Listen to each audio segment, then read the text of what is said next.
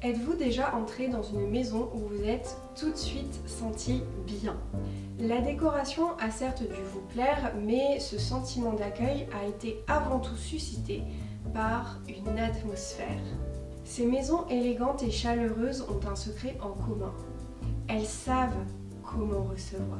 Pas dans le but d'impressionner les convives, mais pour les mettre à l'aise, pour leur faire passer un agréable moment.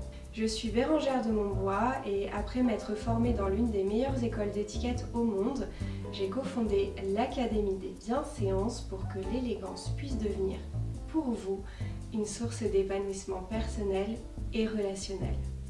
Dans tous ces foyers raffinés, on retrouve les mêmes habitudes, les mêmes attentions, les mêmes gestes discrets que vous pouvez, vous aussi, implémenter dans votre vie.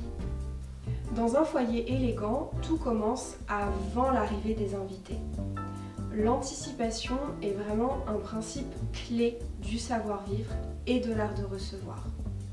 L'hôte a pensé à tout, la température, la décoration raffinée, le mobilier qui va faciliter le service, la vaisselle soigneusement choisie, le menu composé avec amour, l'ambiance lumineuse, sonore, olfactive aussi, vont créer une atmosphère distinguée. Avant de recevoir, je vous conseille de prendre 5 ou 10 minutes pour faire le tour de votre maison comme si vous étiez l'invité. Ouvrez la porte d'entrée, regardez ce que vous voyez, ce que vous sentez aussi, vérifiez que tout sera pratique pour un accueil fluide. Ainsi, vous saurez immédiatement ce qui mérite d'être ajusté. Et n'oubliez pas de vous occuper de l'ambiance lumineuse juste avant l'arrivée de vos invités. Ces gestes simples sont importants car ils disent à nos convives « Soyez les bienvenus, nous vous attendions ». Brillat Savarin, le célèbre chef, disait « Inviter quelqu'un, c'est se charger de son bonheur pendant tout le temps qu'il est sous votre toit ».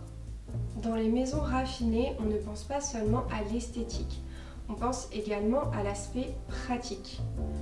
Aujourd'hui, on peut en effet tout à fait se permettre de ne pas suivre certaines règles ou de mélanger code français et anglais par exemple, mais il faut toujours penser à l'aspect pratique, que l'on oublie trop souvent malheureusement.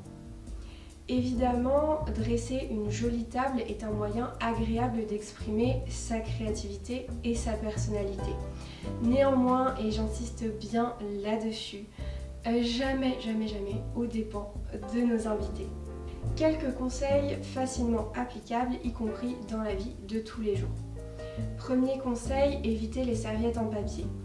Elles ne sont pas spécialement pratiques et une serviette en tissu est tellement plus jolie et agréable à utiliser aussi.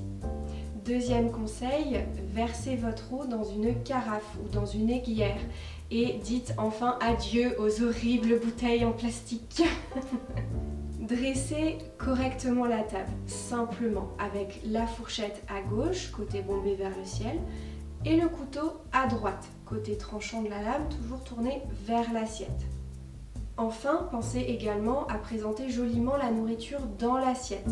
Cela demande juste un petit peu de soin et d'attention. Dans les foyers soignés, les manières ne sont pas des contraintes ou des règles désuètes vides de sens.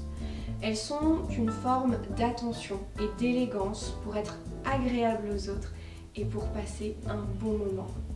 J'en profite pour rappeler que dans 95% des cas, les bonnes manières ont toujours une explication logique.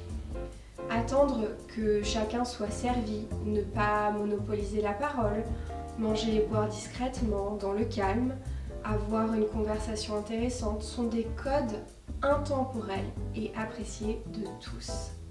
En fait, c'est précisément le respect des règles du savoir-vivre qui rend une réception ou un repas plus agréable. Si vous souhaitez maîtriser les subtilités de l'étiquette à table en tant qu'invité ou l'art de recevoir à la française entre tradition et modernité, je vous recommande vivement de suivre nos formations dédiées que vous trouverez sur notre boutique. Comme d'habitude, le lien se trouve dans la description de la vidéo. Enfin, le point commun à toutes les maisons élégantes, la présence paisible et chaleureuse de l'hôte ou des hôtes. Dans ces foyers, on ne ressent jamais de stress, on ne remarque jamais les contrariétés, car savoir recevoir, c'est aussi ne pas montrer que l'on a eu un problème en cuisine par exemple, ou que l'on est en retard. Lorsqu'une erreur arrive malgré toutes nos précautions, il est important de rester calme, souriant, et si cette erreur ne peut pas être cachée des invités, cela peut arriver, ne pas s'attarder dessus dans ce cas-là ou en rire brièvement et passer à autre chose. Cela me fait penser dans le livre que je lis en ce moment, qui est une sorte de traité de morale qui s'intitule L'école des mœurs, à la partie concernant le fait d'être d'humeur égale. Il y est indiqué qu'il est très louable d'être toujours d'humeur égale, de ne pas réagir en fait avec emportement aux aléas de la vie ou aux erreurs des autres par exemple. Et je trouve qu'il s'agit d'une belle leçon de bonne manière, tout à fait à propos, dans l'art de recevoir. Dernier conseil pour recevoir avec grâce, consacrez le plus de temps possible à vos invités. Même si vous devez parfois vous absenter en cuisine, en particulier au moment de l'accueil, soyez vraiment présents. Et enfin, ne vous mettez pas une pression déraisonnable quant au fait de devoir recevoir parfaitement. Nul n'est parfait, l'important est de faire de son mieux et d'être réellement, sincèrement, pleinement tourné vers les autres. Que vous viviez dans un charmant petit logis ou dans une vaste et élégante demeure, vous pouvez recevoir avec raffinement et implémenter facilement de la beauté et de la grâce dans votre quotidien. Merci beaucoup pour votre attention et à très bientôt!